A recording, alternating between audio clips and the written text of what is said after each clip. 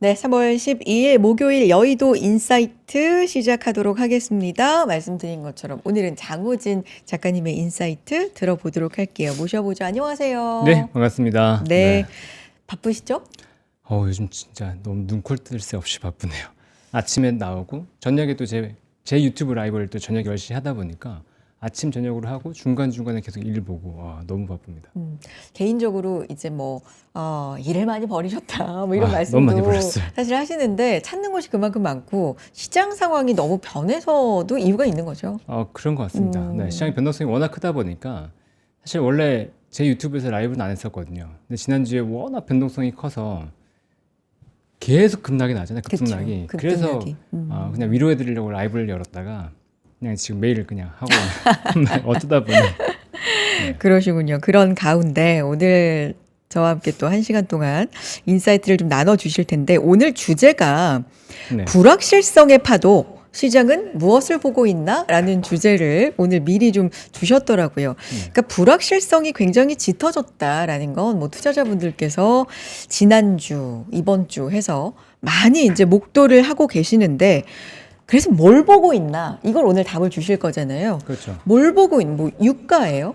뭐 국채 금리입니까? 뭘 보고 있는 거예요? 지금 네. 상황은 무조건 1번은 유가죠. 유가. 네. 유가가 결국 국채 금리를 좌우하는 상황이기 때문에 유가가 어떻게 되는지가 굉장히 중요할 겁니다. 그런데 제가 이제 아침 방송에서 계속 얘기 들었던 게 네. 지금 그 유가에 대한 민감도가 굉장히 낮아졌다라고 얘기를 드리면서 그래서 지금은 오히려 주식을 좀 사야 될 것 같다라고 얘기를 했거든요. 그래서 바이 앤 홀드 이게 민감도가 낮아진 거예요? 굉장히 낮아졌죠. 아, 그래요? 지난주랑 비교해 보세요. 네. 지난주에 막 지수가 10%막 빠지고 막 그러잖아요. 근데 지금 보면 오늘 선물 옵션 동시 만기였단 말이에요. 그런데 낙폭이 약보합이잖아요. 그리고 코스닥은 오히려 약간 상승 나오고 막 그랬으니까 뭐 이 정도 흐름이면 지금 변동성은 굉장히 작아졌다라고 봐야 되겠죠. 그리고 시장의 어떤 민감도 분명히 영향이 있어요. 실적에도 영향이 분명히 좀 있을 수도 있고 뭐 반도체까지는 아니더라도 다른 기업들은 분명히 산업적으로 영향이 있음에도 불구하고 그런 거 다 누르고 지금 오르고 있잖아요. 뭐 그런 것들을 봤을 때 이제 전반적으로 민감도는 좀 낮아지고 있다라는 것들은 보이거든요. 그리고 질문지에 있어서 먼저 좀 얘기를 드리면 네네.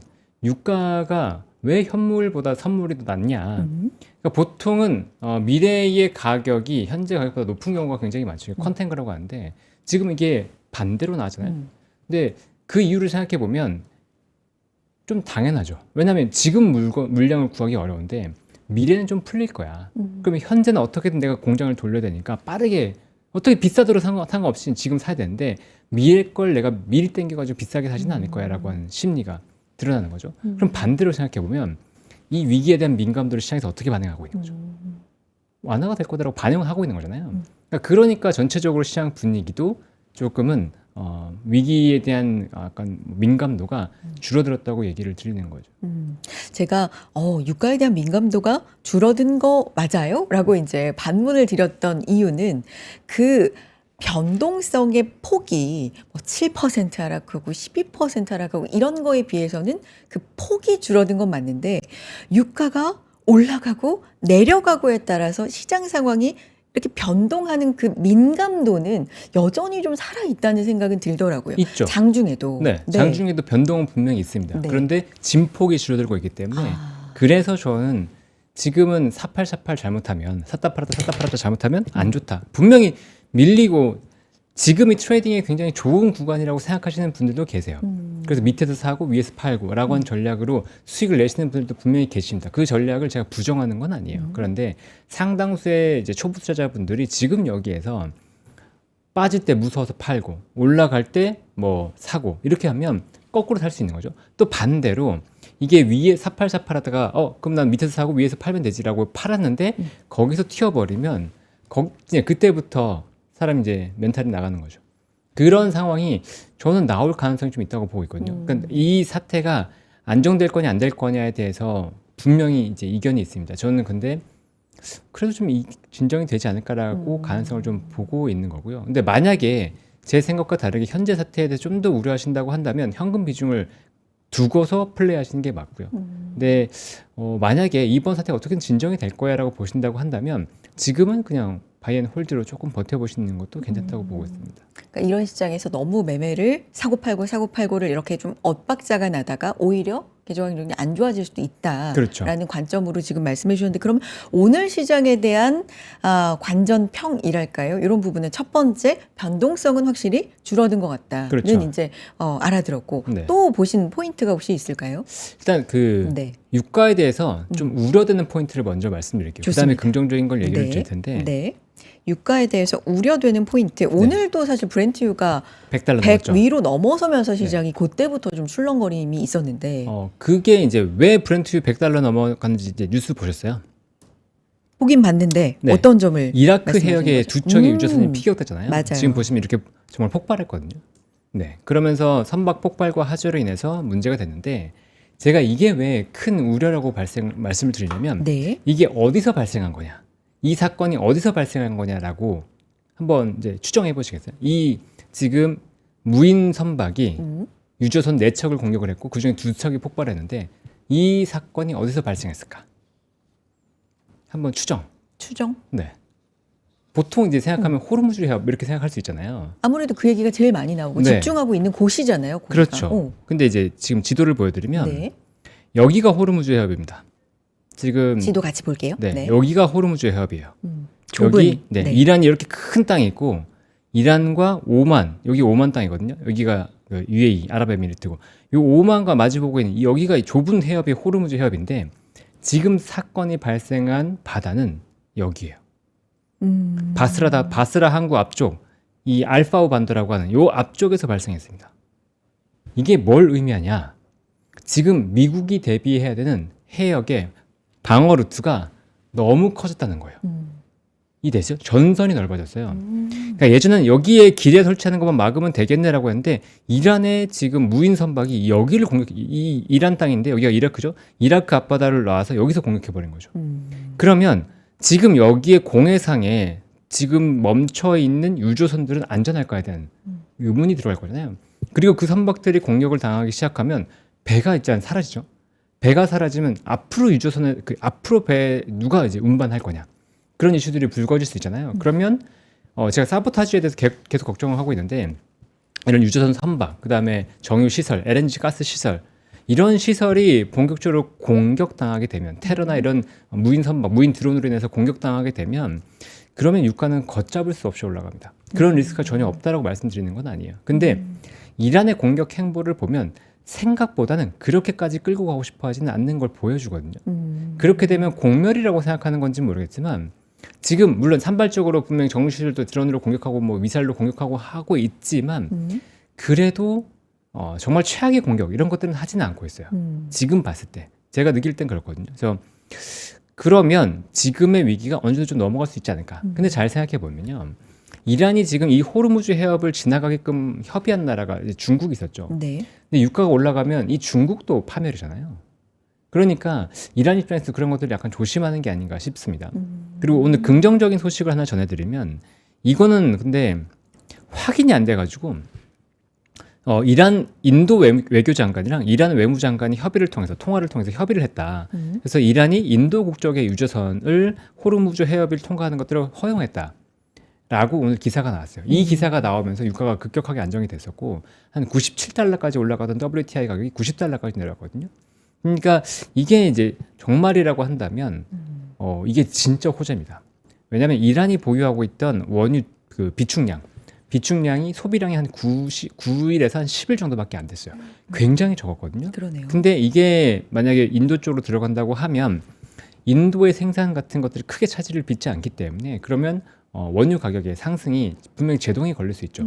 근데 방금도 보여드렸지만 중국과 인도에 대해서 이렇게 열어준다? 그럼 이란 입장에서도 지금 현재 상황에서는 유가가 그렇게 강하게 너무 튀는 것들은 좀 안 좋아한다. 그러니까 시설이 완전히 붕괴돼서 문제가 커지는 것들에 대해서는 조금 경계하는 느낌도 좀 있는 거죠. 근데 만약에 그걸 넘어서서 이란이 지나치게 우리를 압박한다고 느껴서 다 죽자. 나도 모르겠다. 에라 모르겠다. 그렇게 나가면 정말 위험한 거고. 근데 현재 시그널로 봤을 때는 이 정도면 그래도 조금 넘어갈 수 있는 가능성이 있지 않나. 뭐 이렇게 생각됩니다. 그리고 그럼 이란은 왜 인도를 계속 보내주는 거지라고 생각할 수 있는데 인도는 굉장히 중립국이에요.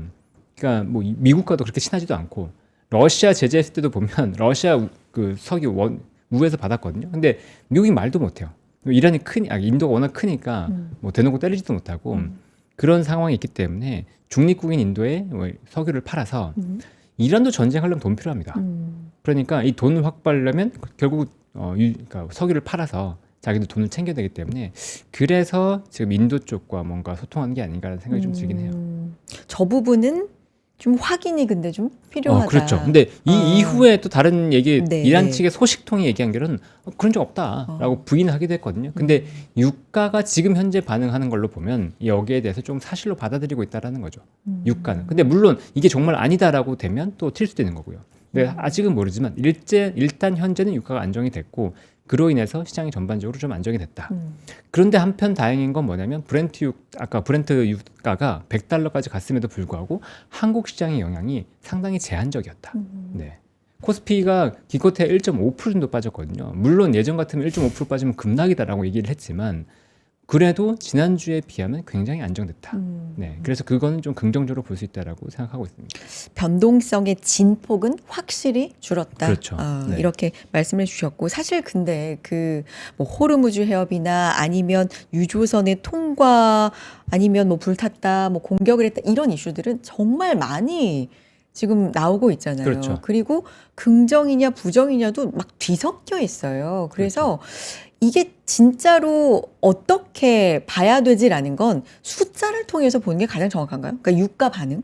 그렇죠. 유가 반응이 가장 정확하죠. 그러니까 시장에. 뉴스보다 유가가 지금 튀는가 내려가는가 뭐 그렇죠. 이런 부분들. 네, 지금 유가를 계속 봐야 됩니다. 유가가 이제 시장에서 결국은 유가에 대해서 어떻게 평가하고 있냐, 투기 세력들이 이 유가를 어떻게 평가하고 있냐가 굉장히 중요한데 일단 눌려 있잖아요. 그러니까 좀 긍정적으로 볼 수 있는 부분이고요. 근데 좀 특이한 부분이 뭐였냐면 IEA에서 오늘 비축률을 방출했어요. 그렇죠. 네, 그런데도 불구하고 유가는 좀 튀었었거든요. 뭐라고 평가했냐면, 야, 비축률 풀까가 아니고 풀었다고? 그럼 진짜 문제 심각한 거 아니야? 이렇게 평가를 하면서 올렸다는 거죠. 근데 그것마저도 지금 그때 올라간 것보다도 더 내려갔기 때문에 지금 전반적인 시장에 대한 위험도는 다소 낮아진 게 아닌가. 근데 저는 그 이유가 좀 걱정이 돼요. 그 이유가. 그러니까 지금은 일단은 뭐 대충 뭐 마무리한 척 할 수 있다고 하더라도 저는 그 이란 혁명 수비 때의 어떤 본격적인 테러 이런 것들이 충분히 나올 수 있다고 보고 있거든요. 실제 그 노르웨이 미국 대사관도 테러가 있었잖아요. 아니, 그리고 뭐 폭발. 빅테크들도 공격을 그렇죠. 하더라고요. 네, 그런 네. 물론 해킹 같은 것도 분명히 어. 발생할 수 있고, 그다음 테러 같은 것들이 이 전쟁 이후에 미국이 철수한다고 하더라도 전 세계적으로 약간 발생할 수도 있지 않을까 그런 가능성이 좀 우려가 되기는 해요. 그 이후의 문제인 거지. 지금 당장을 봤을 때는 점점 이제 이슈가 조금 완화되지 않을까 이렇게 저는 기대하고 있긴 합니다. 근데 그렇다고 해서 무조건 마음 놓을 수는 없죠. 네, 유가를 계속 보고 있어야죠. 얼마나 유가에 집중하는지가 CPI도 발표가 됐고 요것도 정확하게 부합하게 나왔는데 그냥 시장이 이거 의미 없어 라고 의미 그냥 없죠. 딱 이렇게 네, 선을 긋더라고요. 그렇죠. 이거 유가 이런 사태 터지기 전에 숫자잖아. 그렇죠. 유가 반영 안 된 거잖아. 이거 전혀 안 의미 됐죠. 없어라고 하는 거 보니까 다음 거 보자. 유가가 얼마나 영향을 주는지 그렇죠. 요거에 주목하고 있는 거죠. 그렇죠. 네. 네. 거기 주목하고 있다고 봐야 되겠죠. 그리고 그 전에 PPI 같은 경우는 좀 튀었잖아요. 근데 PPI에서 유가 관련된 것들은 오히려 내려왔음에도 불구하고 튀었단 말이죠. 그러면 앞으로 물가에 대해서 조금 걱정이 되는 거 아니야라는 시각이 들어올 수 있어요. 그런데 지금 미국에서 어떤 움직임들이 나타나고 있냐면 금리 인하는 물 건너갔다. 금리 인하는 물 건너갔다. 물 건너갔다. 네. 아예. 네. 그런 식으로 평가하는 게 굉장히 커졌습니다. 근데 제가 봐도 올해 금리 인하를 못할 가능성도 있다고 봐요. 근데 지금 상태에서 금리 인하를 무리하게 한다? 저는 그거는 오히려 맞지 않다고 보고 있거든요. 그러니까 물론 경제가 안 좋은 건 맞아요. 근데 경제가 안 좋음에도 불구하고 공급발 인플레이션이 생기면 그때는 금리를 올려야 됩니다. 네, 예전에 보여줬죠. 왜냐하면 그 오일 쇼크 때 펄 볼커가 보여줬잖아요. 경기 안 좋아도 기준금리를 19%까지 올려버렸잖아요. 근데 그게 아서번즈가 오히려 그 금리를 내려버렸기 때문에, 그러니까 제어해야 될 시기에 못했기 때문에 문제가 발생했다라는 건데, 지금도 마찬가지로 공급발 인플레이션이 들어왔을 때는 이때는 제어하지 못하면 정말로 물가가 난리가 나거든요. 그러니까 지금 섣부르게 하반기 금리 인하를 못할 거다라고 생각을 합니다. 물론 신규 연준 의장이 들어오면서 트럼프 말을 들으면서 뭔가 바꾸려고 할 수도 있지만 지금 연준 의장 혼자서 할 수 있는 건 아니거든요. 그러니까 다른 연준 의원들이 금리 인하 쪽으로 동의를 할까라고 본다 그러면 그럴 가능성은 저는 낮다. 지금으로서는 낮다고 봐요. 네. 그래서 금리 인하가 안 되는 게 시장의 컨센서스로 약간 모여져 가고 있고, 만약에 그렇게 된다고 하면 우리가 지금 우려하고 있는 사모신용 사태가 하반기에 더 커질 수도 있거든요.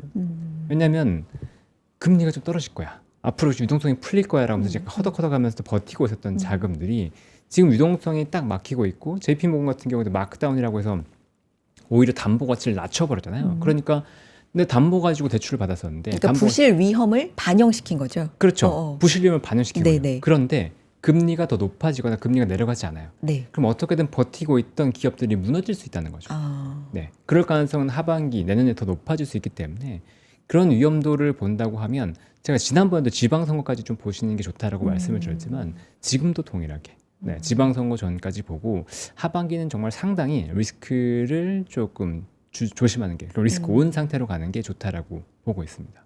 오히려 상반기에 주식을 집중을 하고 하반기에는 좀 조심해야 된다라는 그렇죠. 하반기 좀 관점. 쉬는 게 맞겠다. 네. 이시네요. 그러면 아까부터 이제 이런 질문 드리는데, 왜냐하면 이게 안 좋은 쪽으로 이제 극단으로 가다 보면 좀 역으로 비틀어서 생각해 보게 되는데, 유가 올라간다, 물가가 올라간다, 이게 트럼프 대통령한테는 상당히 안 좋은 상황이라고 우리가 그렇죠. 계속해서 그렇죠. 얘기를 하잖아요. 네. 그리고 10년물 국채 금리에 계속 보고 있다. 이거에도 굉장히 민감하다. 일정 부분 올라가면 타코가 나오더라. 이것도 계속 얘기를 하고 있는 부분인데, 지금 그게 두 가지가 계속 되고 있는 거잖아요. 그렇죠. 얼마 전에 왜 곧 전쟁 끝날 거야라고 얘기했을 때도 측근들이 좀 출구 전략을 이제 세워야 되는 거 아니냐라고 권유했다라는 기사들도 좀 쏟아지더라고요. 그러니까 언제까지 이렇게 놔둘 수 있을까라는 쪽도 좀 비틀면 생각을 해보게 되는데, 네. 맞는 생각입니까? 가능성이 좀 있어요. 출구 전략의 가능성이요. 타코. 타코의 가능성. 어. 트럼프의 타코는 의미가 없어요. 안타깝게도. 네. 이미 지금 이란의 종교 지도자를 죽인 상태에서 미안해라고 발뺌면 이란의 혁명수비대라든가 이 종교의 어떤 광신도 집단들이 과연 물러설까? 저는 그럴 가능성은 낮다고 보고 있거든요. 그러면 여기서 공격의 고삐를 늦추는 게 맞나라고 보면 오히려 아닐 수도 있어요. 네, 여기서 자칫 잘못하면 이란이 더 강경하게 나올 수도 있기 때문에 이스라엘 입장에서는 일단 절대 발을 안 빼려고 할 거고요. 지금이 무조건 기회다. 이란의 핵 개발 능력을 완전히 소멸시키는 게 이란의 목표일 겁니다. 미사일 그리고 핵 이걸 완전히 붕괴시키는 게 이스라엘 현재 목표일 거고요.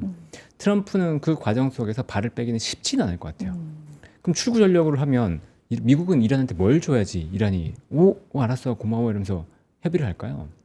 이란의 정부는, 그러니까 지금 이란의 정부가 있고 이란의 혁명수비대 쪽이 있거든요. 종교 쪽이랑. 근데 이란의 정부는 거의 의미 없어요. 이쪽은 말해도 안 듣습니다. 여기서 계속 얘기했잖아요. 호르무즈 해협 우리 안 막고 있는데 우리 미국이랑 대화할 준비된대 라고 했는데 지금 이란 혁명수비대는 무슨 소리야.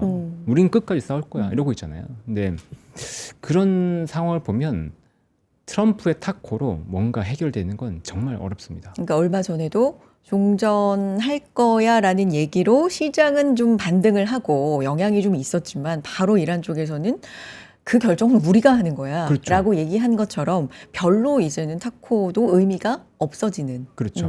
네. 그러니까 이란의 어떤 그 종교적인 면을 조금 간과했나? 약하게 봤나라는 생각도 좀 들어요. 신정정치의 어떤 특수성이라든지. 네. 이란의 축제 중에 수르야인가? 이름이 정확히 기억이 안 나요. 수르야라고 저는 알고 있는데, 그 세 번째 이맘의 죽음을 슬퍼하면서 자기를 학대하는 그런 축제가 있어요. 그러니까 그만큼 종교적인 것에 대해서 굉장히 강하거든요. 그러니까 자기 몸을 학대하는 그런 축제까지 벌일 정도이기 때문에 지금 종교 지도자의 사망에 대해서는 굉장히 격하게 반응을 할 거고, 또 미국에서 지금 오판했다고 제 개인적으로 보는 건 뭐냐면, 내부에 시위가 있었잖아요. 굉장히 강한 시위가 있었다. 그런데 만약에 우리나라 같은 상황이었다. 뭐 우리나라의 어떤 과거의 독재 정부 같은 상황이었다고 한다면 미국의 어떤 공격 그런 것들이 순식간에 민주주의로 나가는 그런 발판이 될 수 있을 텐데 이건 종교가 워낙 많이 엮였기 때문에 이란 내에서 시위를 하는 집단도 있지만 이란 정부를 옹호하고 그 종교적으로 굉장히 광신한 그러니까 믿음을 갖고 있는 집단도 굉장히 많거든요. 그러니까 이번 하메네이의 죽음에 대해서 슬퍼하는 세력도 굉장히 많다는 거죠. 그러니까 이거를 이란 내부에서부터 어떤 반감이 있었기 때문에 그러니까 금방 정권이 교체될 거라고 판단했던 건 약간 오판이 아닌가라는 생각도 좀 들어요.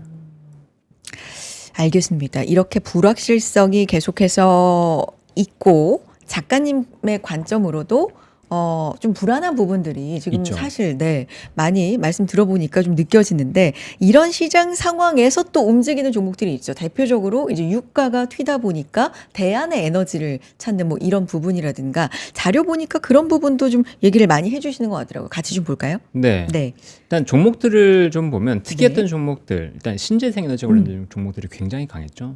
그럼 화석 연료에 대한 의존도를 축소해야 된다라는 분위기가 분명히 있는데요. 이 신재생 에너지 중에서도 아마 국내의 태양광 관련된 기업들이 더 많이 갔던 것 같아요. 그래서 HD 현대 에너지 솔루션이 굉장히 강했고, 그다음 대명 에너지 종목들 한번 살펴볼까요? 네. 네. 여기 태양광 보시면 SK 이터닉스가 상한가 기록했죠. 그리고 대명 에너지 21%, S 에너지 19%, 20%, 그다음에 금양 그린파워 15% 이런 기업들, 제가 태양광 관련된 기업들이 전반적으로 굉장히 강세를 보였다는 게 특징인데. 태양광은 예전에 이제 우리 우주 태양광 하면서 한번 올랐었고 그때 이후로 살짝 눌림이 있었지만 지금 다시 전반적으로 화석 연료에 대한 의존도를 낮춰야 된다. 그렇기 때문에 이쪽을 태양광 관련된 발전을 강화해야 된다는 얘기가 돌면서 좀 강세를 보인 게 좀 특징적이었고요. 그 신재생에 대한 그렇죠. 비중이 신재생 좀 더? 전반적으로 좋았고 네. 근데 특히나 이제 태양광이 좀 더 좋았어요.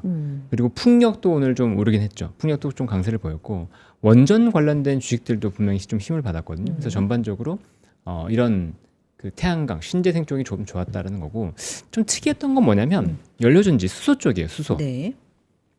사실 수소만 놓고 보면 지금 상황에서 수소는 그 쥐약이거든요. 왜냐하면 지금 수소는 LNG 천연가스를 개질해서 만듭니다. 그럼 천연가스 가격이 올라가면 그 천연가스를 개질해서 만든 수소를 블루수소라고 하는데 블루수소 가격이 올라가요. 그러네요. 그럼 수소 연료전지의 효용성이 떨어지거든요. 근데 뭐 그럼에도 불구하고 수소 연료전지도 올랐다. 미국 내에서도 연료전지 관련된 기업들이 굉장히 좋았거든요. 뭐 그러면서 같이 올랐던 게 아닌가 싶은데 뭐 대표적으로 이제 한선 엔지니어링 상한가를 기록했는데 여기가 피팅 밸브 업체고 블룸에너지에 오래전부터 피팅 밸브를 공급했던 공급사예요. 그러다 보니까 같이 좀 부각을 받았던 것 같고요. 그다음에 아모센스 같은 경우에도 블룸에너지 쪽에 관련된 소재를 공급한다고 하면서 굉장히 강세를 보였습니다. 그래서 수소 관련된 주식도 조금 관심을 가져야 된다라는 것들이 보이고 있죠. 여기 비나텍이라든가 그다음에 여기는 없는데 비나텍과 이제 LS 머티리얼즈 같은 경우에도 슈퍼 카패시터를 또 공급하거든요. 블룸에너지. 그러면서 또 관심을 받은 종목이라고 볼 수 있습니다. 이런 얘기를 할 때 유가가 이렇게 급등을 하고 굉장히 불안한 상황을 보이다 보니까 올랐다라는 스토리 라인이 명분이 생기잖아요. 연결고리가. 그러면 아직은 굉장히 불안한 상황이지만 이게 언제가 될지 모르지만 물론 장기화 얘기도 나옵니다. 그렇지만 이게 어디까지 그러면 이 연결고리로 올라갔던 주식은 어디까지 보고 갖고 있어야 될까? 그 다음 모멘텀을 어떻게 찾아야 될까? 예를 들면 뭐 좀 단기로 봐야 되나? 장기로 봐도 되나? 그 안에서는 뭐 말씀하신 것처럼 원전도 있고 신재생도 있고 좀 다양하다 보니까 구별을 골라내는 걸 어떻게 해야 되지? 라는 생각도 좀 들긴 하는데 의견 좀 말씀해 주세요. 이거를 그냥 정말 간단하게 그냥 네. 얘기를 드리면요. 보지 말아야 될 거는 P와 관련된 것들은 보지 마세요. P? 네, 가격? price, 가격. 네, 가격과 관련된 것들은 보지 마시고요. 그게 뭐예요? Q, 대표적으로? 퀄리티와 관련된 것들은 보셔야 됩니다. 네, 이게 무슨 얘기냐면 네.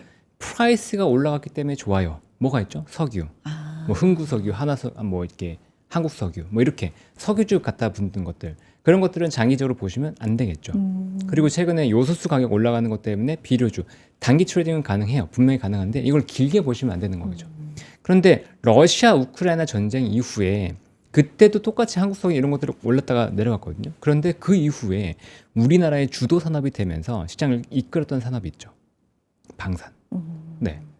방산은 그게 원래 예전 같으면요. 전쟁이 나면 방산주, 북한이 위협하면 방산주, 테마주였어요. 근데 러시아 우크라이나 전쟁 이후에 뭐가 발생했냐면 수출이 나오기 시작했어요. 원래 방산 내수주였거든요. 근데 수출이 본격적으로 나오기 시작하면서 수주가 본격적으로 나오기 시작하면서 판매량이 늘어나는 거죠. 그러니까 그건 주도 산업이 됐어요. 그럼 지금 이제 판단해 보세요. 지금 제가 뭐 비료라든가 석유라든가 이런 것들은 길게 보지 마시라고 말씀드리는데 지금 전 세계에서 화석 연료에 대한 것들은 좀 줄이긴 줄여야 되겠다라고 하면서 대체적인 산업을 찾는 거. 태양광 지금 미국에서 많이 눌러놓은 상태였는데 그럼 태양광 다시 봐야 되겠네라는 움직임이 나올까요, 안 나올까요? 그리고 우리나라 같은 경우에도 이 태양광 지금 비중이 신재생 에너지 비중이 전 세계적으로 봤을 때 낮은데 이걸 좀 강화해야 되겠다는 흐름이 나올까요, 안 나올까요? 나올 가능성이 높죠. 그럼 거기에서 수혜주들은 조금 더 갈 수 있겠네라고 보는 건데 방산만큼 수출 주도가 되면서 시장 판이 더 커지냐라고 보면 그건 아니니까 그만큼의 판이 되는 건 아니다라는 거고요. 다만 이런 건 있어요. 에너지 넥스원 같은 경우에는 지금 이제 올랐다가 좀 조정을 받았죠. 네. 근데 에너지 넥스원은 지금 좀 긍정적으로 보는 게 어떤 거냐면 천궁이 이번에 처음으로 시연에 성공했잖아요. 그러면 요격률이 95%였다고 해요. 엄청나더라고요. 그런데 패트리어트 가격이 3분의 1이거든요. 그래서 최근에 UAE에서 급하게 30발 또 달라라고 하고 공급을 했잖아요. 그러면 LG 넥스원의 천궁이 수출이 어떻게 될까? 지금 중동전 이후에 현대로템 이런 건 재미없죠. 하나 에어로스페이스도 크게 재미없거든요. 지상전이 아니기 때문에. 그래서 오히려 LG 넥스원 같은 것들은 만약에 추가 수주가 나오고 이런다 그러면 한 번 더 랠리를 할 수도 있다. Q의 모멘텀이 생기면 정말로 중동에서 야 빨리 줘, 우리 빨리 좀 주세요. 이럴 정도가 되면 K2처럼 빨리 줄 서 있는 상태가 되면 새로운 모멘텀을 받을 수 있다. 지금 사실하는 게 아니고요. 그런 Q의 모멘텀을 받을 수 있는지를 살펴보시라는 거예요. 그러니까 수주 가능성이 보이면 그때 보라는 거죠. 제가 지금 보인다고 말씀드리는 게 아니에요. 만약에 보이면 이런 것들은 예전에 러우 전쟁처럼 새로운 모멘텀으로 다가올 수 있다라는 측면에서 보자는 거죠. P와 Q 지금 뭐 전쟁에 대한 스토리라인으로 올라간 것들 중에서 네. 가격이 단시간에 이제 올랐다라는 어떤 스토리로 올라간 거는 조금 그렇죠. 자제를 하고 그건 가격이 빠지면 그냥 끝나잖아요. 그 후에 그래서 양이 늘어날 것이다. 특히 뭐 수출이라든지 뭐 이런 그렇죠. 부분이 나온다면 요거는 테마가 아니라 자기가 그렇죠. 산업적으로 만한 변화되는 거죠. 네. 이런 부분을 좀 구별해 봐야 되겠다 말씀을 해주셨고 다음으로 갈까요? 오늘 자료 다 보고 싶어서 어디로 갈까요? 네. 아까워요. 네. 그냥 안 보고 넘어가면 다 보여드리고 싶어서. 네. 네. 일단은 그 화학 쪽 먼저 좀 얘기 화학 드릴게요. 볼까요? 네. 이게 약간 걱정되는 부분이기도 한데 네. force 마주르라고도 이제 발음하던데요. force 마주루 이렇게 발음하는데 이게 네. 불가항력이에요. 불가항력 선언이 뭐냐면 내가 공급을 못 하는데 나 때문이 아니야. 전쟁이라든가 뭐 재해 이런 것 때문에 피치 못하게 공급하는 거야. 그러면 공급 못한다고 하더라도 책임을 물을 수가 없거든요. 근데 지금 여기에 대해서 일단 여천 NCC 납사를 기반으로 해서 에탄올을 뽑아내는 것이죠. 여기에서 first major 지난 4일에 발표했고요. 그다음에 롯데케미칼과 LG화학 같은 경우에도 똑같이 이제 NCC 공정들이 있는데 여기도 first major를 선언할 수 있다라고 고객들한테 미리 통보를 했어요. 그리고 하나솔루션 같은 경우에는 이 연천 NCC에서 에틸렌을 들여와서 폴리올레핀 계열의 제품들을 만드는데 지금 불가항력 선언을 했습니다. 그럼 이게 뭘 얘기하냐면 원재료 가격이 올라간다. 네, 이런 것들은 플라스틱이잖아요. 그러니까 플라스틱이라든가 우리가 생각하는 석유, 화학, 섬유 이런 것들에 들어가기 때문에 지금 원가가 올라가는 거예요. 그러니까 이건 인플레이션에 영향을 줍니다. 그러면 이게 유가가 내려간다고 해서 순식간에 해결되냐? 한 번 병목이 생기면 그게 쉽게 해결되지 않아요. 대표적으로 해운 얘기 나오잖아요. 근데 해운은 단순히 피로만 볼 수 있는 산업이 아니거든요. 운임이 한번 올라가잖아요. 이런 전쟁으로 인해서 한번 막혀서 운임이 올라가면 신기하게 그 운임이 상승되는 게 유지가 되고 올라갑니다. 내려가진 않고. 풀려도. 와. 네. 예전에 수혜주 운하 막혔을 때도 마찬가지로 막 삥 돌아가고 막 그랬잖아요. 근데 그 이후에 수혜주 운하가 뚫렸어도 한동안 운임이 높았어요. 그러니까 이런 고운임이 유지가 되면 물가는 높아지죠. 그쵸. 근데 여기 석유화 가격도 높아지면 또 물가가 이제 부담이 되는 거죠. 근데 이게 병목이 지금 우리 공급을 못 하고 있어라고 하고 그 다음에 해소가 되기 시작하면 재고들이 많이 안 쌓여 있을 거란 말이에요. 그 상태에서 재고는 다 소진했고 여기서 지금 공급하는 것들이 빨리 들어갈 수는 없겠죠. 그러면 가격은 올라간 상태로 유지가 될 가능성이 있기 때문에 전반적으로 인플레이션에 대한 부담은 분명히 존재하고 아까도 똑같이 말씀드렸던 것처럼 하반기의 전반적인 인플레이션 레벨이 올라갈 가능성이 있다. 이게 이슈가 끝난다고 하더라도 그러면 지금 전쟁에 대한 민감도는 계속 낮아졌기 때문에 지금은 오히려 위험도가 낮아질 수 있겠지만 시장이 더 올라갈 수 있겠지만 하반기는 조심하자는 컨센서스, 그러니까 생각이 계속해서 이것 때문에 더 들어가는 거죠. 알겠습니다. 반도체 얘기도 좀 해봐야 될 것 같은데 물론 뒤에 이제 김정현 본부장님도 준비하고 계시지만 오늘 삼성전자, 하이닉스가 이제 빠진 날이에요. 그럼에도 불구하고 사실은 지수는 그에 비하면 견조했다. 그렇죠. 뭐 이런 평가도 가능할 거는 같은데 반도체에 대해서 새로 나온 얘기라든지 뭐 펀더멘탈의 변화 이런 것도 좀 알고 싶은데 뭐 실적 같은 거는 계속해서 유지가 되고 있는 거잖아요. 좋죠. 네. 엄청 좋죠. 네. 근데 12월부터 1, 2월 반도체가 엄청 달렸죠. 그렇죠. 근데 그때 모멘텀이 뭔지 혹시 기억나세요? 뭐 가격이 계속 오른다? 네, 가격 오른 것과 실적이었죠. 그러니까 네. 결국 시작은 뭐였냐면 12월에 이제 마이크론 실적 발표, 그다음에 1월에 삼성전자, SK하이닉스 실적 발표, 그리고 가격 오르는 것 때문에 계속 좋았어요. 근데 지금 다음 주에 마이크론 실적 발표 있습니다. 그리고 4월 초에 또 삼성전자, SK하이닉스 실적 발표 있겠죠. 그럼 그 이후의 시장, 그 이후의 시장은 좋을 거냐 나쁠 거냐? 좀 반도체 굉장히 좋을 가능성이 높다라고 보고 있거든요. 네, 그래서 좀 관심을 갖고 있어야 되고 그때와 지금의 봤을 때 펀더멘탈의 차이가 현재 상황에서는 크냐라고 보면 그렇지 않아요. 역시나 이제 계속 투자가 이루어지고 있고. 근데 기억하실 건 뭐냐면 이번 기회를 가지고 반드시 기억해야 된다라는 게 뭐냐면요. 반드시. 꼭 기억하시라고 네. 말씀드리는 게 뭐냐면 지금 반도체 실적에 영향 없다고 말씀드렸죠. 근데 다들 실적 좋다 하고 있잖아요. 그러면 반대로 얘기했을 때 하반기에 그러니까 이렇게 2분기 뭐 지방선거 이렇게 전후로 갔을 때 반도체가 만약 제 생각처럼 랠리를 가요. 랠리를 가서 올라가요. 전고점 뚫고 만약에 올라가요. 근데 그 상태에서 사람들 다 좋다고 할 거란 말이에요. 목표 주가 또 올라가고 막 그러면서 다 좋다고 할 거란 말이에요. 그때 생각해야 된다는 거죠. 지금 스토리가 안 좋나요? 반도체 스토리가 실적이 안 좋고 안 좋나요? 실적이 안 좋아서 빠지는 게 아니잖아요. 미래에 혹시나 가격이 빠질 거에 대한 우려감 때문에 빠지는 거죠. 그러면 너무나 열광할 때 다들 좋다고 하고 앞으로 계속 좋다고 할 때 우리는 리스크를 생각해야 된다. 그럴 때 리스크를 생각해야 된다. 그래서 그때 다들 좋다고 하고 PR이 너무 싸기 때문에 PBR 너무 싸기 때문에 그 밸류에이션이 무의미할 때가 분명히 존재하는구나는 지금 상황에서 기억해야 되는 거죠. 그쵸? 미래에 있을 이야기를 혹시나 상승했을 때, 네, 혹시나 상승했을 때 지금의 상황을 우리가 경험했으니까 지금 반도체가 좋다고 하는 스토리가 전혀 바뀐 건 없음에도 불구하고 빠졌고 주가가 빠졌다는 것 자체 그 하나 때문에 사람들이 굉장히 흔들리고 있거든요. 반도체 어떻게 이거 사야 되는 거예요, 말아야 되는 거예요? 삼성전자 사야 돼요, 말아야 돼요? 엄청나게 좀 물어보세요, 진짜로. 그런데 지금은 저는 오히려 사실이라고 말씀드리고 그 이후에 올랐을 때 오히려 기억하자는 거죠. 이렇게 빠질 수 있다. 다들 좋다고 하더라도 산업이 아무리 좋다고 하더라도 제가 피해 효과와 Q의 효과가 다르다고 말씀드렸잖아요. 근데 지금 반도체는 피해 효과예요. 특정 상황 수요 공급의 부족 때문에 피해 효과가 분명히 존재하고 있다. 물론 전체 레벨 그 앞단에서 그 수량이 증가하고 있는 건 맞죠. 그렇기 때문에 이 수급 불일실현에서 가격이 올라가는 것도 분명히 맞는데 아까 말씀드렸던 그 금리 인상 또는 금리 인하가 안 되는 것이 만약에 그러니까 그런 현상이 이어진다고 하면 사모펀드로의 자금 유입이 어렵고요. 지금 메타도 그렇고 상당수 이제 투자하는 것들이 SPC를 설립해서 별도로 데이터 센터를 구축하는 경우가 상당히 많거든요. 그런 것들이 자금이 들어가기 어려울 거예요. 그렇게 되면 금리가 만약에 올라가기까지 되면 자금이 안 될 거거든요. 그러면 우리가 생각했던 전방 산업에서의 그 판매량 증가 스토리가 사라져요. 그럼 프라이스가 꺾이거든요. 그걸 생각하고 있자는 거죠. 그렇게 된다가 아니에요. 그것들을 염두에 둬야지 매도 버튼이 나오고 나중에 다들 열광할 때 조금 현금을 챙겨줄 수 있다라는 거죠. 네. 그걸 좀 기억하시면 좋겠습니다. 지금 미리 좀 기억해 둬야 할. 그렇죠. 지금 그렇게 지금 그걸 된다는 게 각인하고 아니라 있어야 되고 그렇다고 그런 지금 부분은 그걸 때문에 공포를 가질 때는 아니다. 강조해 주셨는데 뭐 목표가 상향은 계속해서 좀 나오는 것 같아요. KB증권 쪽에서도 삼성전자 같은 경우에 실적 성장 본격화 전망된다. 기존의 목표가 24만 원에서 32만 원으로 올린 올렸죠. 네. 리포트도 나오네요. 뭐 이런 그렇죠. 부분만 봐도 시장이 보고 있는 뭐 실적 전망이나 펀더멘탈 아직 이상은 없다. 그렇죠. 계속 좋을 것이다. 네. 1분기 실적은 또 시장 예상치를 상회할 것 같아요. 지금 분위기를 보면.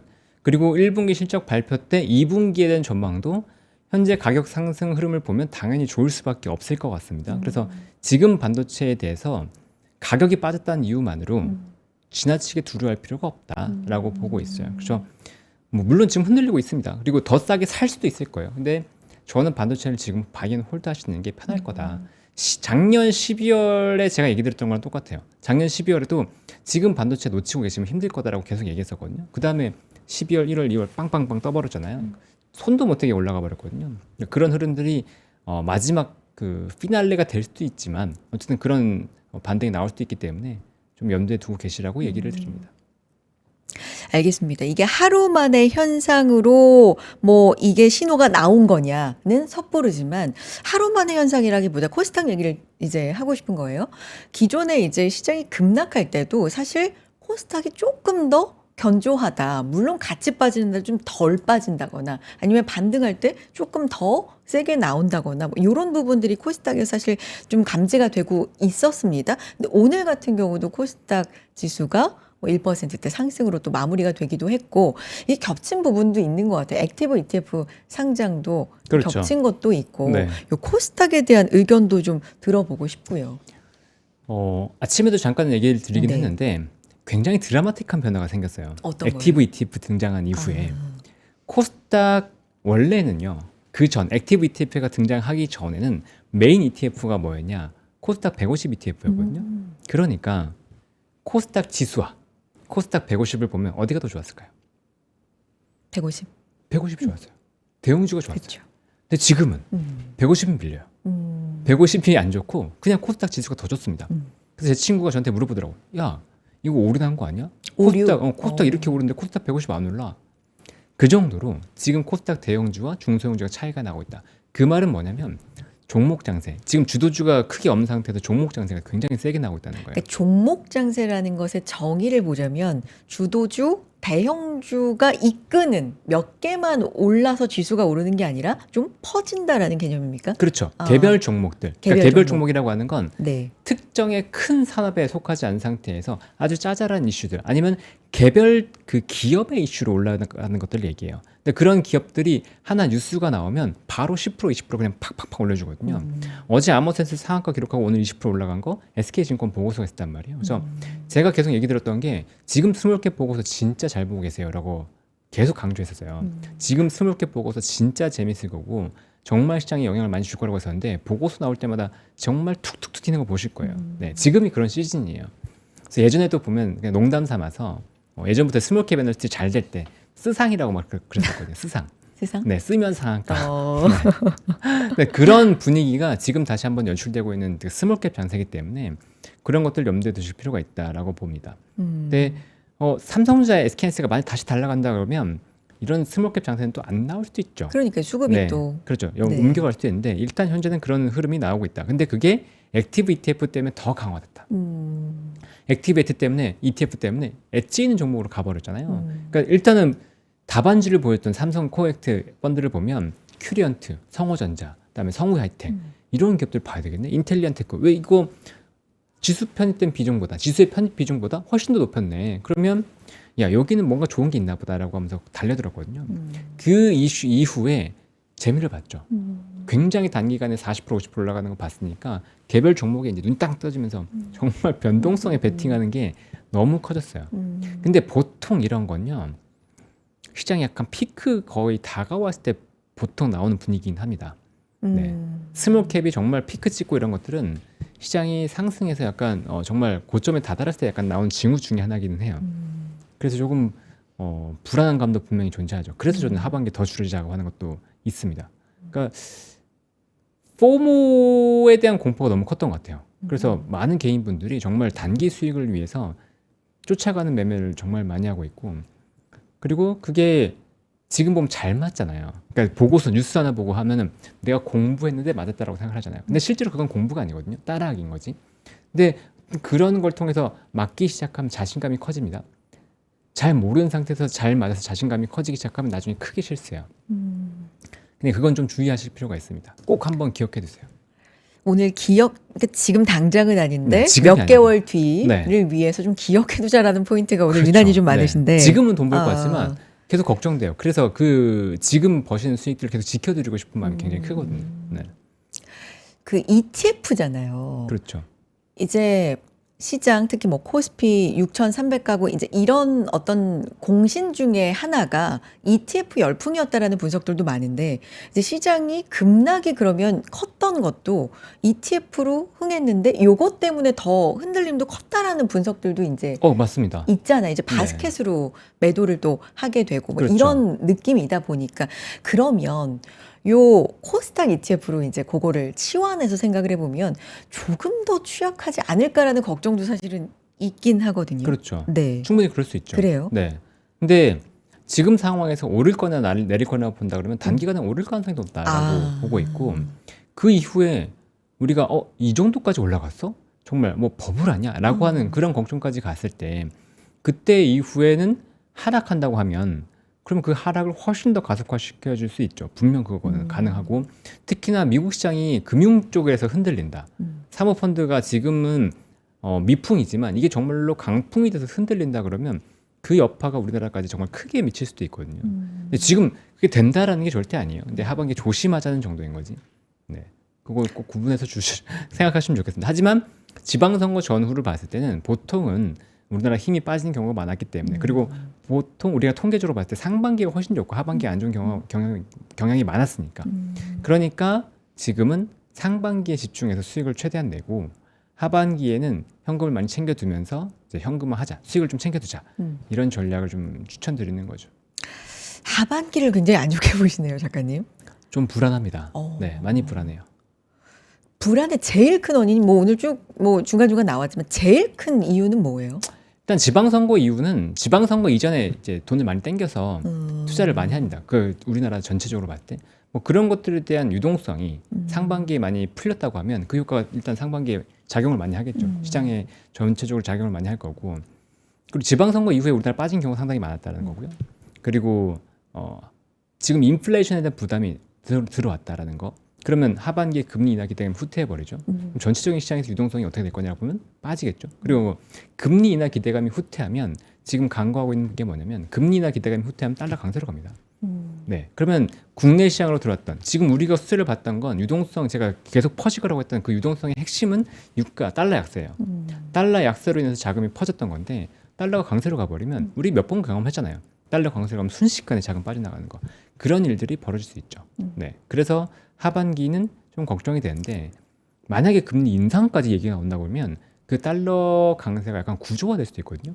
그런 것들에 대한 부담이 지금 여러 가지로 보인다. 시나리오지만 만약에 뭐 전쟁 이슈 이런 것들이 빠르게 국면이 전환돼서 뭐 유가도 되돌림이 굉장히 급격하게 또 아래쪽으로 나오고 물가도 그래서 올라가는 게 뭐 기미가 보이다가 뭐 다 안정이 되고 이런 시나리오가 될 수도 있잖아요. 그럴 수도 있죠. 네. 네, 물론 그럴 수도 있죠. 그렇게 되면은 정말 안정되고 빠르게 안정되고 하면 좋겠죠. 그런데 말씀드렸지만 구조적으로 빠르게 안정될 수가 없어요. 네, 지금 상황에서는 지금 선박들도 좀 문제가 생겼죠. 그래서 신조선 발전 늘어나고 있죠. 운임 올라간다고 말씀드렸잖아요. 일단 운임 올라가는 것만 해도 인플레이션 효과죠. 그리고 이란의 어떤 원유 시설이 상당 부분 타격을 받았어요.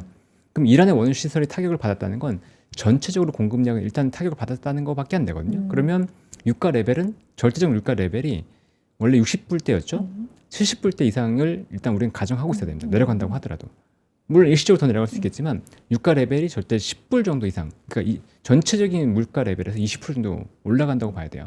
그러니까 그 레벨에서 시작한다고 생각을 해야 되기 때문에 그리고 아까도 말씀드렸지만 석유화학 이런 것들도 지금 불가항력으로 생산 중단 같은 거 하고 있죠. 그럼 전체적으로 레벨이 올라가요.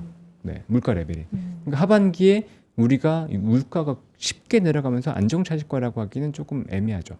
금리 부분에서는 그래서 좀 부담이 분명히 존재합니다. 물론 그 이후에 금리가 인하되는 거 아니야, 내년에 그럼 괜찮은 거 아니야라고 하면서 시장이 안정을 찾을 수 있겠지만 그러면 그 상태에서 달러가 약간은 강세로 갈 텐데 적어도 그러면 유동성이 받쳐줄 거냐라고 봤을 때 애매하다. 그리고 케빈 워시의 정책이 아직은 정확하게 밝혀지지 않았잖아요. 그럼 케빈 워시의 정책이 지금 금리 인하는 하는데 금리 인하 해주는 대신에 QT는 할 거야. 라는 게 지금 현재 시장의 컨센서스죠. 근데 금리 인하 못하면 어떻게 되죠? 금리 인하 못하는 가운데 QT를 만약에 해버리면 그러면 시장은 어떻게 되죠? 인플레이션 제어 때문에 QT를 해야 될 수도 있어요. 공급발 인플레이션에 영향이 많이 있다 그러면. 근데 공급발 인플레이션이 왔을 때요. 진짜 무서운 건 뭐냐면 기대 인플레이션이 올라가는 겁니다. 근데 공급발 인플레이션이 왔는데 기대 인플레이션을 만약에 안 잡잖아요. 그러면 물가가 계속 올라요. 왜냐? 사람들은 계속 기대 인플레이션을 생각하고 있기 때문에 지금 물건을 사거든요. 물건을 사고 고용주한테 이렇게 얘기합니다. 나 월급 올려줘. 물가 올라가서 못 살겠어. 그게 진짜 무서운 건데 만약에 하반기에 공급발 인플레이션이 나온 상태에서 나온다고 말씀드렸잖아요. 일부 나올 수밖에 없다고. 그러면 그 상태에서 기대 인플레이션이 안 올라가게끔 누르려면 연준의 정책이 있어야 돼요. 그게 좀 무서운 거죠. 경제가 안 좋음에도 불구하고 공급발 인플레이션이 왔을 때 두려움이 분명히 존재한다. 알겠습니다. 근데 이렇게 말씀해 주시는 건 강조하지만 당장이 아니다. 당장 오히려 상반기에 그래서 좀 열심히 수익을 되죠. 챙기고 하반기에 약간 줄이는 걸 그렇죠. 지방선거 작가님은, 이전에 조금 많이 현금화 해두는 게 좋지 않을까라는 생각을 갖고 있는 겁니다. 많이 달렸잖아요. 지수가 또. 그러면 이제 다음 주 얘기를 좀 해봐야 되는데 우리가 이제 전쟁 얘기를 계속 유가 이제 할 수밖에 없는 상황에서 사실은 이거 되게 중요하시네. 엔비디아 GTC 일정이 있고 사실 엔비디아 행보에도 최근에 좀 관심이 가는 게 굉장히 짧은 시간에 특히 좀 작은 기업들이 있잖아요. 그러니까 엔비디아에 비해 굉장히 작은 기업들, 뭐 광통신 기업도 두 곳이나 그렇죠. 있었고 루멘텀, 얼마 전에 네. 인공지능 스타트업 싱킹 머신스랩인가 뭐 여기도 투자를 한 거예요. 이렇게 약간 뭔가 이렇게 투자도 최근에 활발히 하는 횡보를 보이고 그럼 GTC에서 이제 또 어떤 얘기를 할까 뭐 이런 부분들도 미리 좀 생각해 보면 시장에 영향이 있지 않을까 싶어서 어떤 의견 갖고 계세요? 뭐 시장에서 지금 계속 네. 가장 이제 유력하게 얘기 나오는 건 CPO 얘기 할 수밖에 없을 거다. CPO라는 건 네, 코 네. 패키지드 옵틱스라고 해서 지금 반도체가 있으면 그 스위치 반도체라고 지금 데이터 센터 내에서 보면 이 서버랑 연결해주는 그 칩이 있잖아요. 근데 거기서 칩이 지금 어떻게 역할하고 있냐면 이 반도체가 있어요. 그럼 반도체는 지금 구리선으로 연결돼 있잖아요. 그럼 거기에 그 플러그를 연결해요. 플러그를 연결해서 이 데이터가 광을 반출하는 그러니까 데이터를 광으로 전출하는 그 광 트랜시버까지 연결을 해주거든요. 근데 그게 지금 구리선으로 돼 있어요. 근데 그렇게 돼 있으면 여기 연결하는 부분에서 발열도 많이 나고 전류 속도도 느려지고 하는데 이거를 칩에다가 바로 붙여버리겠다. 패키징 할 때 이 칩 옆에다가 그 광 트랜시버를 바로 붙여서 우리가 여기에서 바로 광을 쏴버리겠다. 그러면 데이터 속도도 빨라지고 그다음에 전력 소비량도 줄어들고 이렇게 된다라는 걸 얘기하는 거거든요. 열도 좀 감소하고. 그 CPO를 지금 엔비디아 쪽에서 전국적으로 얘기를 하고 있는데 실리콘 포토닉스? 실리콘 뭐 이런 거? 포토닉스는 뭐냐면 실리콘 포토닉스는 요 칩 내부에서 네. 그러니까 이게 그 통신 칩 내부에서 지금 구리선으로 배선을 하잖아요. 네. 근데 구리선으로 배선을 하지 않고 이게 한번 봤더니 그러니까 우리가 그 연구 결과를 봤더니 SiO2 유리로 Si 그 실리콘을 감싸면 여기 그 반사율이 달라가서 실리콘의 반사율은 3.5 정도 되고 어려워요. 유리의 반사율은 1.44. 그냥 반사율이 크게 차이가 나기 때문에 이 실리콘을 통해서 빛을 쏘면 빛이 이 반사율이 다른 것 때문에 그냥 여기 내에서 꽉 지나간다는 거예요. 그러면 구리로 데이터를 전송하는 것보다 이 실리콘 반도체 내부에서 전송하는 게 가능해진다라고. 그러니까 이것 또한 그러면 발열도 줄고 뭐 맞아요, 전력 맞아요. 면에서도 맞아요. 유리하고. 네. 근데 이거는 단순히 트랜시버를 칩에 붙이는 게 아니고 트랜시버랑 연결하는 반도체마저도 그 안에서 광으로 이동할 수 있게끔. 그러니까 좀 더 효율적으로 이제 설계를 해서 이 통신이 이루어질 수 있게끔 만들어준다는 거죠. 그래서 며칠 전부터 관련 종목들이 또 우리도 그렇죠. 많이 움직였잖아요. 그렇죠. 미리 예상하고 이제 많이 움직였죠. 간 네. 건가? 그죠? 근데 사실 이란 전쟁 때문에 네. 루멘텀이랑 코히어런트에 이제 20억 달러씩 투자를 그쵸. 했어요. 근데 이란 전쟁 때문에 오히려 빠졌단 말이에요. 근데 그리고 나서 회복이 제일 빠른 섹터 역시 광입니다. 미국에서 광이 진짜 빨리 올라가고 있고 급등세가 나오고 있어요. 그러니까 우리나라에서도 광이 좋은데 우리나라에서 광에 어떤 관심을 크게 키웠던 건 역시나 또 뭐냐? 액티비티F. 네. 삼성자산 액티비티F가 성호전자를 2등으로 꼽았단 말이에요. 근데 성호전자가 지금 주가 몇 배 오른지 아세요? 5배. 공 하나 더 붙이세요. 50배. 네. 와. 언제부터 언제까지요? 지금 1년도 안 됐어요. 1년. 네, 1년 내에 지금 네. 40배, 50배가 올랐어요. 네. 네, 물론 지금 삼성전자의 그 편입하고 더 올랐지만 30배 오른 기업을 지금 삼성자산이 7%를 넣었다. 비중을 그 이상이던데요. 7% 이상. 그 직구가 올라서. 네, 원래 비중은 7%인데 올라서 지금 9% 이렇게 된 거죠. 그러면 대체 왜? 라는 시장이 이제 그 컨센서스가 형성되면서 그때 이제 광고 관련된 기업들이 쫙 올라갔어요. 그러니까 이슈도 있는데 ETF에 이제 네, 수급까지. 네, 수급까지 붙으면서 그러면 그럼 지금부터는 좀 어떻게 봐야 되는지가 중요한 거잖아요. 요거 이제 안 갖고 계신 분들도 있는 거고. 그렇죠. 근데 지금 뭐 성호전자를 제가 뭐 사시라 마시라. 그것뿐만이 아니라 네. 우리가 얘기했던 뭐 광도 있고 통신 장비도 있고 뭐 이런 이슈들. 통신 장비와 네. 그 광통신에 조금 그 결이 다르게 올라가긴 했는데 통신 장비 쪽을 보면 AT&T가 2005년 동안 2,500억 달러를 투자하겠다고 발표했어요. 그러면 거의 400조 원 가까이 되죠. 그럼 연간 75조 원 규모의 투자를 한다고 발표한 건데 24년과 25년에 AT&T가 투자한 규모가 30조 원. 그러니까 2.5배를 투자한다고 발표한 거예요. 근데 여기에 투자를 우리가 뭘 할 거냐고 봤더니 우리 5G SA라고 해서 5G 스탠드얼론. 우리나라 같은 경우에 그 핸드폰 사용하시다 통신 안 되는데 가면 LTE 뜨죠. 이게 스탠드얼론이 아니고 같이 병용되는 거예요. 근데 병용되는 게 문제가 뭐냐면 배터리 소모가 엄청 빨라요. 저 신호가 안 잡히는데도 빨리빨리 돌아가면서 이것 했다가 저거 했다가 막 이러니까. 그래서 이제 스탠드얼론 쪽으로 가려고 하고 있는데 그 투자를 많이 해야 될 것 같다. 미국에서 얘기가 나오고 있는 거고요. 그다음에 광케이블 우리 깔 거야. 이런 본격적인 투자가 이루어질 거야라고 하니까 광케이블 대표적으로 투자한 그 설비한 회사가 어디죠? 대한광통신. 대한광통신 지금 상한가 두 방 빵빵 막 가버렸잖아요. 뭐 그렇게 가버리는 거고. 그다음에 5G 관련된 기업들이 그러니까 자료를 갖고 왔네. 2019년에 우리나라가 5G 본격적으로 투자한다고 하면서 주가가 그때 뭐 10배, 10배가 났단 말이에요. 근데 지금 미국의 투자가 내년 올해부터 본격적으로 이렇게 올라가네?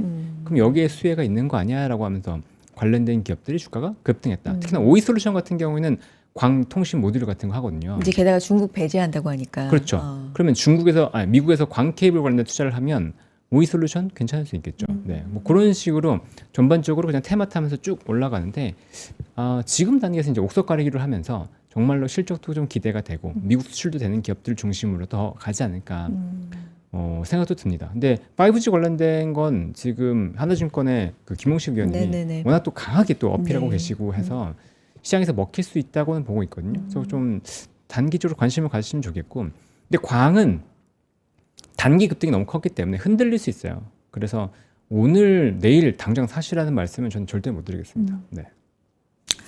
알겠습니다. 이 부분도 좀 여쭤보고는 싶었는데 이런 이슈도 있었어요. 히토류 관련된 네. 얘기도 있었거든요.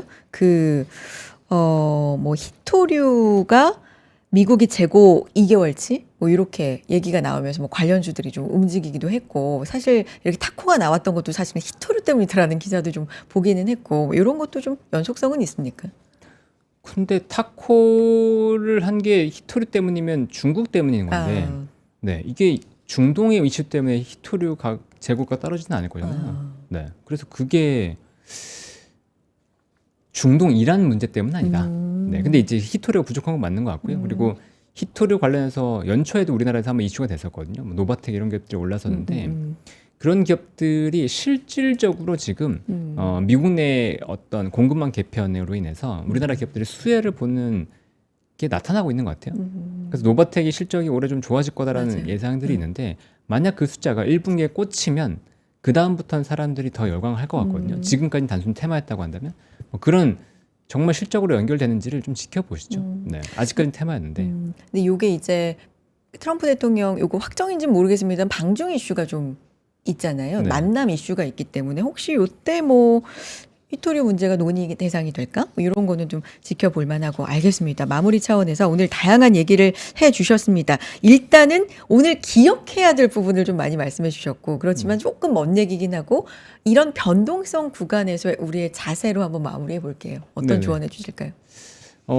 저는 지금 변동성을 이용하는 것과 그다음에 변동성을 견디는 것을 봤을 때 지금 전쟁을 벌인다고, 여러분들이 전쟁을 벌인다고 하면 전술과 전략이 있을 거예요. 그러니까 전술은 하나의 전투를 이기기 위한 거고 전략은 하나의 큰 전쟁을 이기기 위한 건데, 저는 전투에서 많이 이기라는 말씀을 드리고 싶지 않아요. 그러니까 전투 하나하나, 그러니까 오늘 하루하루 단타해가지고 내가 수익 내는 거, 근데 그렇게 수익을 내면 전술적으로 큰 전쟁을 봤을 때 큰 수익을 노릴 건 놓치게 되거든요. 근데 지금은 약간 견디면서 지금은 약간 전략적 후퇴 한 발 내가 물러설 수도 있지만 내가 큰 판에서 수익을 내기 위해서 조금 인내하자라는 생각을 가지시는 걸 권해드리고 싶어요. 인내하자라는 걸 조금 이제 현실적인 어떤 액션 측면에서 말하자면 바이앤홀드하면서 버티는 거죠. 바이앤 네. 홀드하면서 좀 네. 버텨보는. 지나치게 자주 움직이는 거를 권하지 않으시는 것 같아요. 그렇죠. 지금은 한번 구간에서는. 삐끗하면 정말로 문제가 커집니다. 네. 그리고 아까 말씀드렸던 P로 인해서 네. 올라가는 것들을 지금 급하게 네. 타시는 건 아닌 것 같아요. 네. 알겠습니다. 오늘 여기까지 듣도록 하겠습니다. 여의도 인사이트 오늘은 장호진 작가의 인사이트와 함께했습니다. 작가님 고맙습니다. 네, 감사합니다.